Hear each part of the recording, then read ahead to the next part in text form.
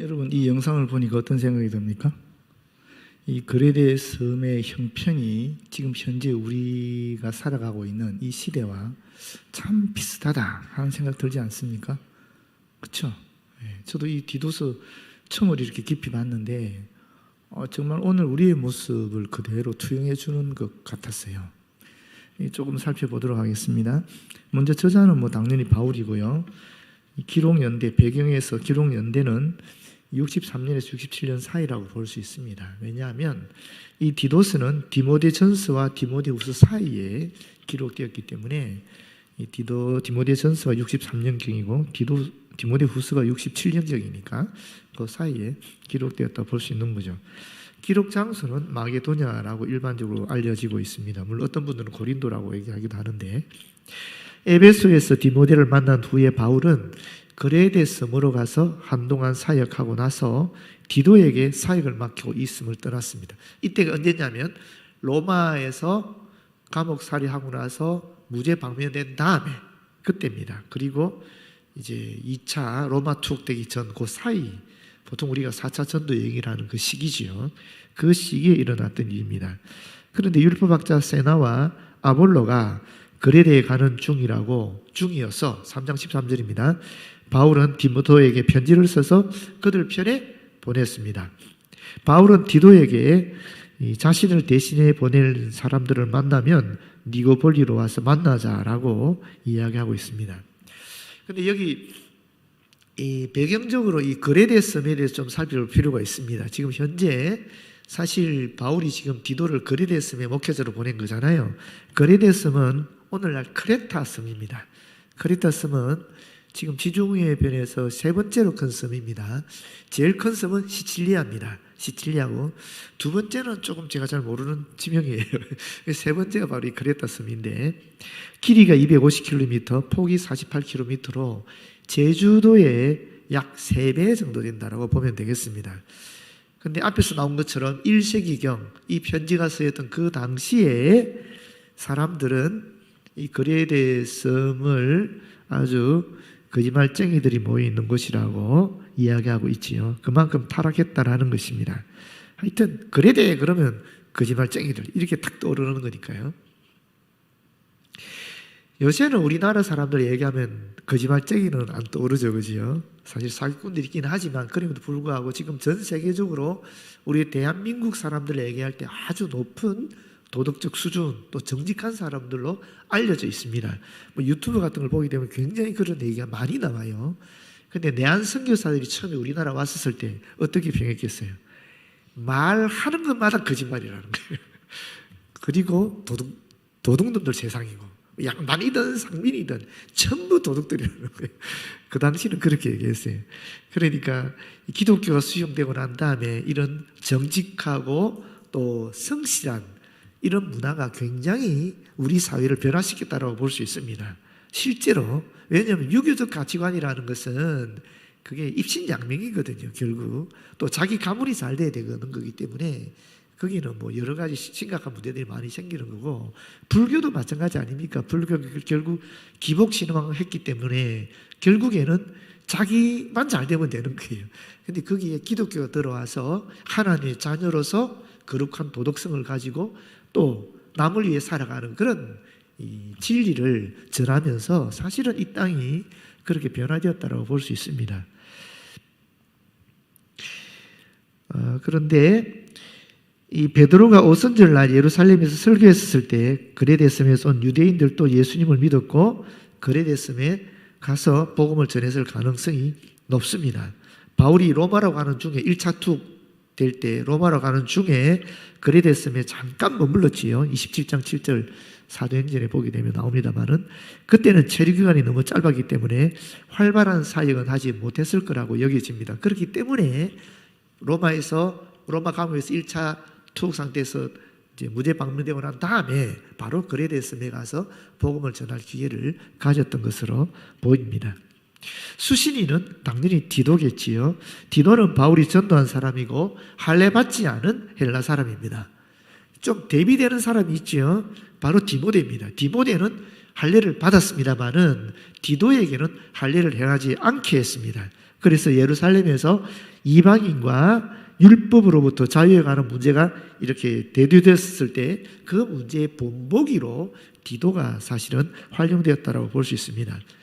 바울이 2차 투옥되었을 때 바울과 함께 있었지만 후에 달마디아로 전도를 떠났다라고 디모데후서 4장 10절에서 이야기하고 있습니다. 달마디아는 어디냐면 옛날에는 유고슬라비아 유고 연방에 속했지만 지금은 6개 나라로 분리됐잖아요. 그래서 지금은 크로티아라고 볼 수 있습니다. 크로아티아. 바울은 디도를 고린도서 2장 13절에 보게 되면 형제라 칭하고 있고요.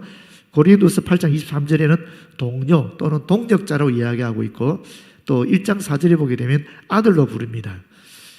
바울에게 있어서 디모데와 디도는 매우 비슷했다라고 볼 수 있습니다. 다 바울을 통해서 전도를 받고 헬라인으로서 또 전도자가 되고 동력자가 되고 아들이라는 칭호까지 이야기할 수 있는 그런 인물들이 이 디도와 디모데인데 약간 디도서의 분위기하고 디모데 이 전후서의 분위기는 조금 다릅니다. 왜냐하면 디모데 전후서는 개인적인 그런 이야기가 많이 있잖아요. 그런데 디도서는 공적인 이야기입니다.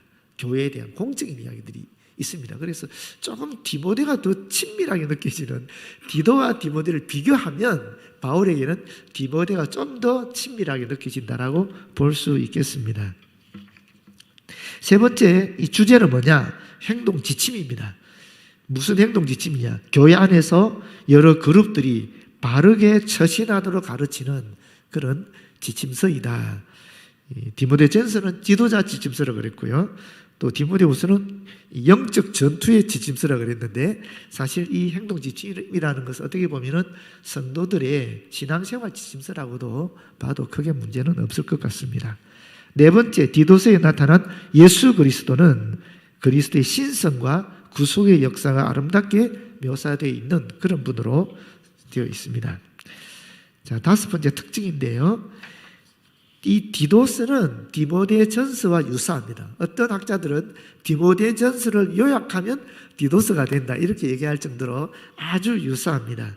그런데 앞에서 말씀드린 것처럼 디모데전서나 후서에 보게 되면 개인적인 면이나 감정적인 면들이 많이 드러나 있지만 이 디도서에는 공적인 그리스도 교회를 질서 있게 세우도록 하는 그런 직설적인 권면을 많이 하고 있다라고 볼 수 있겠습니다. 두 번째 특징은 기독교 신학을 세 가지 교리 설명서로 잘 요약해 주고 있다는 것입니다. 1장 1절에서 4절, 두 번째는 2장 11절 14절, 세 번째는 3장 4절에서 7절 오늘 본문의 내용이 포함되고 있는 것인데요. 특별히 이 오늘 본문의 내용은 사실은 하나님 은혜에 관한 신약 전체에서도 가장 뛰어난 본문 중에 하나라고 이야기합니다. 핵심 구절입니다. 먼저 3절을 보겠습니다. 우리도 전에는 이 9가지 덕에 대한 악덕에 대한 이야기가 쭉 나옵니다. 어리석은 자요, 순종하지 아니한 자요, 속은 자요, 여러 가지 정욕과 행락의 종노릇한 자요, 악독과 투기를 일삼은 자요, 가증한 자요, 피차 미워하는 자였다. 이 9가지 악덕이 나오는데 이것은 우리가 거듭나기 전에 중생하기 전에 우리가 가지고 있었던 그런 악덕이라는 겁니다. 그래서 그 악덕에 사로잡혀서 사실은 벗어나지 못하는 그런 인생살이를 살아가고 있었다라고 볼 수 있습니다. 중생하기 전에 주님 만나서 어렵다고 인정받기 전에 거듭나기 전에 있었던 상황을 지금 9가지 악덕으로 설명하고 있는 것입니다. 첫 번째 어리석다라는 것은 하나님의 진리에 대한 그런 말씀의 무지를 얘기하는 것이고요. 어떻게 보면은 세상에 거짓된 것에 속아 넘어갈 정도로 현명하지 못한 것이죠. 진리를 모르니까 당연히 이 세상의 거짓된 가치관 속에 매몰되어 있는 그런 어리석음을 얘기하는 것입니다. 순종하지 않아다 마찬가지죠. 믿음이 없기 때문에 우리가 순종할 수가 없는 거죠. 믿음이 있어야 하나님께 순종할 것인데 하나님 말씀에 순종할 것인데 믿음이 없으니까 하나님 말씀의 진리에 순종할 수가 없는 것을 이야기하는 것입니다. 속은이라는 것은 우리가 믿기 전에 하나님 믿기 전에 우리가 어떤 상태에 빠져 있습니까? 각종 미신에 거짓 사상에 빠지지 않습니까? 그런 것들이 미혹되어서 속은 상태로 있었다 하는 이야기를 하는 것입니다. 하나님 안 믿으면 당연히 미신에 빠지게 돼 있죠. 심지어 하나님을 제대로 믿지 못해도 사실은 미신에 빠지게 되죠. 그레데 사람들이 갖고 있는 모습이 그렇지 않습니까?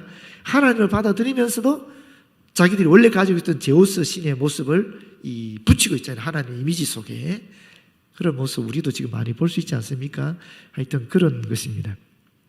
그리고 정욕, 이 죄에 대한 욕구를 얘기하는 것이고, 행락은 이 달콤하다 하는 말에서 나온 말이거든요. 그래서 이거는 쾌락을 의미하는 것입니다. 여기 정욕과의 행락이라는 것은 한마디로 말하면 인간의 세속적인 쾌락을 추구하는 것을 말한다고 볼 수 있겠습니다. 악독과 투기, 이거는 더 이상 설명할 필요가 없는 말인데, 우리는 악독과 투기 안에서 살아가고 있다 하는 말이 악독과 투기를 일삼은 자요 하는 말의 본래적 의미입니다. 다시 말하면 구원의 진리를 모르는 사람들은 자신의 삶을 악독과 투기 가운데로 계속해서 적극적으로 이끌어갈 수밖에 없다라는 것입니다. 가증스럽다는 말은 싫다, 혐오스럽다는 그런 뜻이거든요. 그리고 미워한다. 이건 더 이상 설명이 없는 말이니까. 중요한 것은 예수 믿기 전에는, 거듭나기 전에는 이러한 9가지의 악덕 속에 우리가 매몰될 수밖에 없다라는 것입니다. 그런데 어떻습니까? 이제 4절부터 7절에 보시게 되면은 하나님을 알지 못하고 쾌락과 죄악만을 추구하던 인류에게, 사람들에게 하나님의 은혜가 개입해서 잃어버렸던 하나님의 형상을 되찾는 새 창조의 역사가 일어났다라는 겁니다. 그게 복음의 사실은 핵심이고 진리의 내용 아니겠습니까? 그 내용이 4절부터 7절까지 나타나고 있습니다. 우리 구주 하나님의 자비와 사람 사랑하심이 나타날 때에 무슨 뜻이겠습니까? 이게 한마디로 말하면 예수 그리스도로 말미암아 하나님의 사랑이 구체적으로 나타난, 현실적으로 나타난 뭡니까? 십자가죠. 십자가. 그리스도의 십자가를 얘기하는 것입니다. 좀 더 구체적으로 보면 하나님의 자비라는 것은 사실 이 자비라는 말이 친절이라는 말과 굉장히 유사한 말이거든요. 그 의미가 사실 친절이라는 뜻이, 다시 말하면 이 자비라는 것은 이 인간을 향한 하나님의 무한한 친절을 가르친다라고 볼 수 있습니다. 가르친다라고 볼 수 있습니다. 사람을 사랑했다. 이건 더 좀 어려운 말로 하면 박애라는 말이죠. 박애. 하나님의 인류에 대한 특수한 사람, 특별한 사람 아닙니다. 모든 인류에 대한 그런 광범위한 사랑을 말합니다. 한마디로 말하면 그냥 전 인류를 위하여 예수 그리스도께서 십자가에 돌아가심으로 하나님의 사랑을 보여줬다라는 거지요. 그게 구체적으로 5절에 설명되고 있지 않습니까? 우리를 구원하시되, 그리스도의 십자가로 말미암아 우리가 구원을 받았지 않습니까? 그런데 그 구원은 어떻게 이루어졌는가? 우리가 행한 바 의로운 행위로 말미암지 않았다. 무슨 말입니까? 우리가 행했던 의로운 행위들 때문에 우리가 구원받은 것이 아니다라는 것입니다. 우리가 생각할 때는 우리 인간의 행위가 의롭다라고 여겨질지 모르겠지만 그 의는 결코 하나님이 요구하시는 의에 미치지 못한다라는 것입니다. 제가 농담삼아 늘 우스개로 얘기하는 거지 않습니까? 개미를 보십시오. 개미는 자기들 스스로 힘 있는 존재도 있고 힘이 없는 존재도 있고, 그 안에서는 선한 행위를 일삼는 개미가 있을 수도 있고 또 악한 행위를 일삼는 개미도 있겠지요. 그러나 우리가 볼 때는 다 개미잖아요. 그런 얘기입니다. 피조물이 아무리 선하고 의로운 행위를 한다 할지라도 하나님 보실 때, 창조주이신 하나님 보실 때는 그냥 다 피조물들이라는 것입니다. 도토리 키재기라는 것이죠. 다 죄인이라는 것입니다. 그렇기 때문에 우리가 선하게 살아가는 모든 의로운 행위라는 것이 하나님이 요구하시는 의에는 결코 미치지 못한다라는 것입니다. 만약에 이와 같이 인간의 행위가 하나님의 의를 충족시키지 못한다 그러면 우리는 어떻게 구원을 받을 수 있겠어요? 그렇지 않습니까? 어떻게 해야 되겠습니까? 결국은 하나님의 사랑에, 하나님의 자비에 의지할 수밖에 없다. 그게 하나님의 긍휼이 있어야 구원이 시작된다라는 이야기를 결국 하는 것입니다. 그래서 보십시오. 그 뒤에 바로 나오지 않습니까? 오직 그의 긍휼하심을 따라 고통받는 사람을 향해서 누구나 가지게 되는 그런 연민이나 동정심을 얘기하는 것이요. 한마디로 다른 말로 하면 이 긍휼하심은 하나님의 은혜라고도 볼 수 있지 않겠습니까? 하나님의 은혜로 말미암아 같은 말이죠. 중생의 시선과 성령의 새롭게 하심으로 하신다니, 이 하나님의 은혜를 설명하는 말이죠. 오직 그의 긍휼하심을 설명하는 말이죠. 그거는 바로 이 중생의 시선과 성령의 새롭게 하심이라고 얘기하고 있는데, 중생은 다시 태어난다 이런 말이 합친 말이에요. 그래서 거듭난다라고 얘기하는 거잖아요. 우리가 새로운 창조라고도 볼 수 있는 거지요. 그래서 이 중생의 씻음이라고 할 때 이 씻음은 또 세례를 의미하는 거예요. 그래서 우리는 이걸 한마디로 말하면 칭의라고 볼 수 있는 겁니다. 칭의. 하나님께서 예수 그리스도를 믿음으로 말미암아 우리를 어렵다라고 인정해 주는 그 칭의가 바로 이 중생의 씻음이라는 말입니다. 부패했던 영혼이 은혜로 말미암아 그리스도의 십자가 대속의 은총으로 또는 그 보혈로 완전히 새롭게 변화되는 것을 얘기하는 거죠. 새롭게 창조되는 것을 얘기하는 것입니다.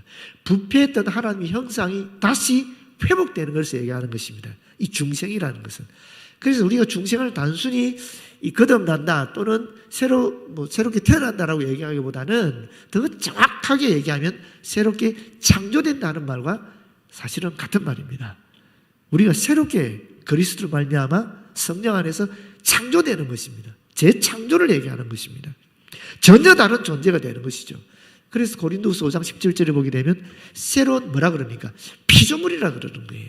새롭게 창조된 새로운 피조물, 새로운 존재, 완전히 변화된 존재. 그 전과 후가 완전히 다른 그런 존재가 된다라는 것입니다. 그것이 여기서 말하는 이 중생의 씻음이라는 의미입니다.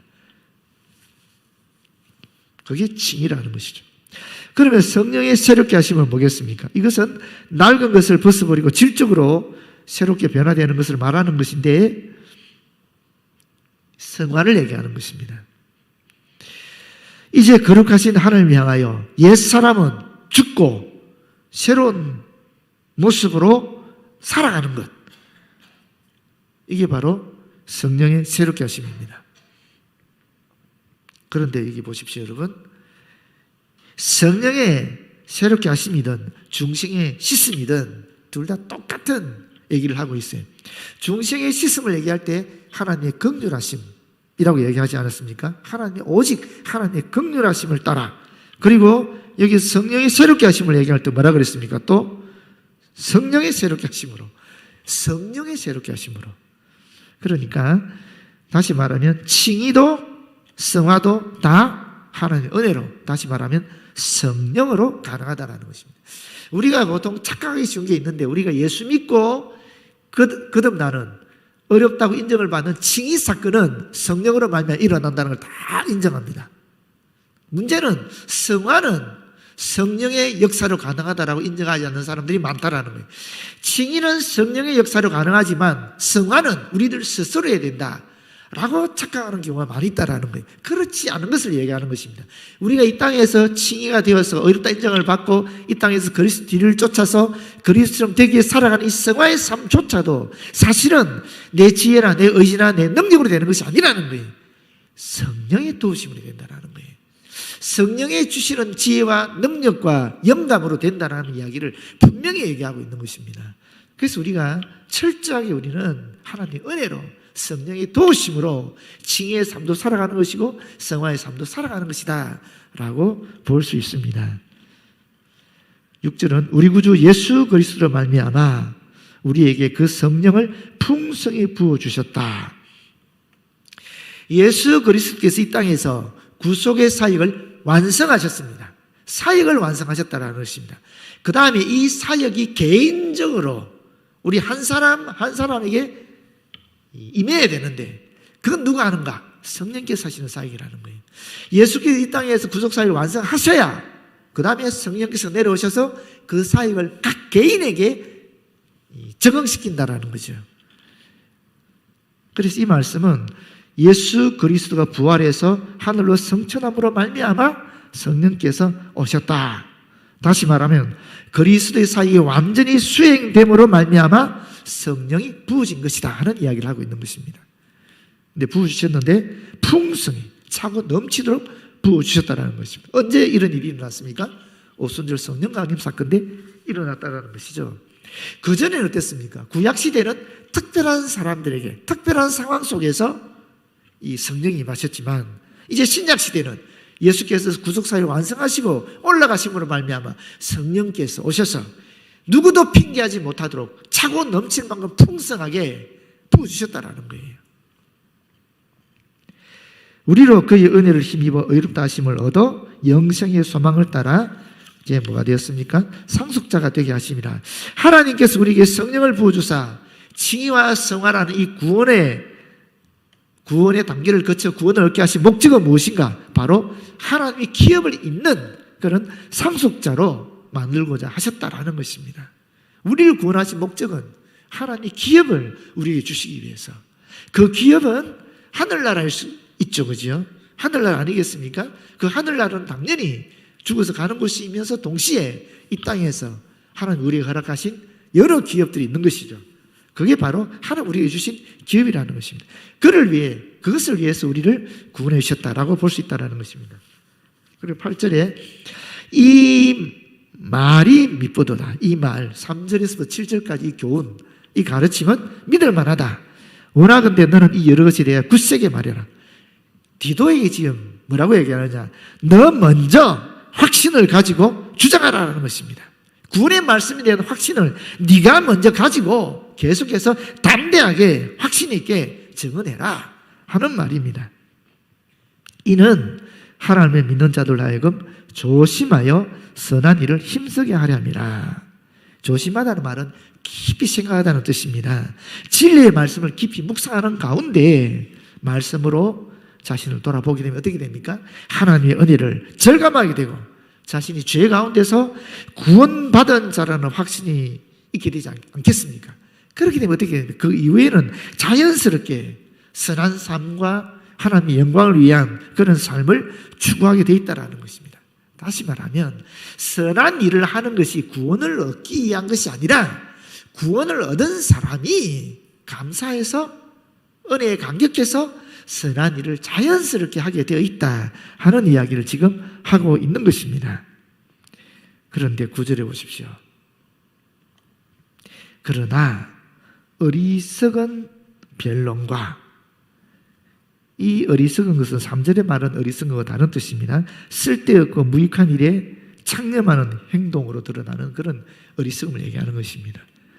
앞에서 말한 어리석음은 진리의 무지에서 나타난 어리석음이라 그런다면 지적인 행위잖아요. 이것은 행동으로 드러나는 어리석음을 얘기하는 것입니다. 그런 어리석음 변론이 뭡니까?